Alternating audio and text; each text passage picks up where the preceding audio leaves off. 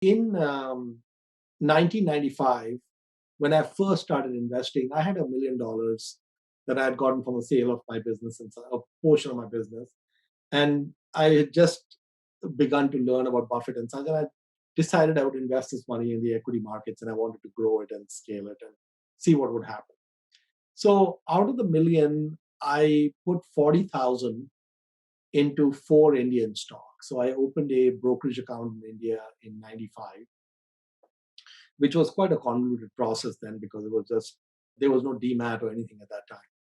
And one of the stocks basically went up 160x or 140x. It was like a 1.5 million that I got out of $10,000. It was a huge home run.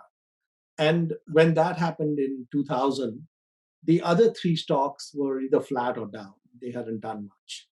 And I said, okay, it is ordained and written in the Bible that if you get 100 bagger out of four bets, that is your quota. And so I thought, okay, this is fine. The other three, there's nothing happening. I sold the other three stocks. Now, there was no good reason to sell those other three stocks. If I had just held on to the other three stocks, one of them actually went down 90%, and that, basically was a useless investment. So let's forget about that one.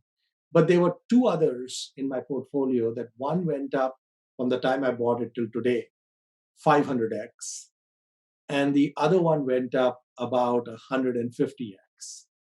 Now, to capture those 500x and 150x, I needed to have a 26-year holding period, right? I needed to be holding it till today. And actually, if I had read Nick Sleep in 94 instead of 2020, I would have had no difficulty holding those stocks because Nick asked a few questions. So the first question he asks is, what is the destination? What does this business look like 10 or 20 or 30 years from now? Right? So you can try and answer that question. The second question he asks is the business getting better? Okay, so as time goes on, is the business getting better? Is the moat getting wider? Is the moat getting deeper? And the third question is the valuation reasonable? And what he means is that, yeah, it can appear overvalued. That's okay. Just not egregious. It just can't go crazy, like crazy valuation.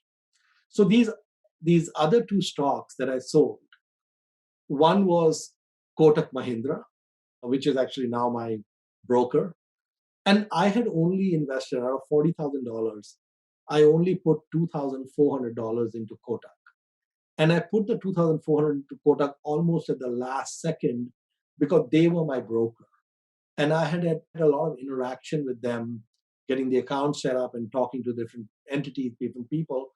And I was extremely impressed. I was very impressed with the people I was dealing with. And I said, this business, the brokerage business, is going to do nothing but grow. It's a great business. And these guys are really good guys. At that time, Kotak did not have their banking license. The banking license came 8 years after that. And that's when it went, asymptotic. But there was no reason in 2000 to sell the stock because the business was definitely better than 2000, about 1095. And it was a reasonable valuation and destination still looked good. So that was done. The second business which I sold, which I shouldn't have, was Blue Dart, which is the FedEx of India. So I made two bets because the Indian postal system was so bad, that I knew that private parties had to step in to give people assurances that packages get there the next day or letters get there next day. So I made two bets. One was Skypack Courier and another was Blue Dart. They both were listed companies. So my bets were, one was on the broker banking, whatever happens there. And these two bets were on courier services, which were very greenfield, huge runways ahead. Skypack went down 90%, didn't go anywhere. And Blue Dart is up 150x. And FedEx later took a stake in Blue Dart. So there was no reason to sell those businesses.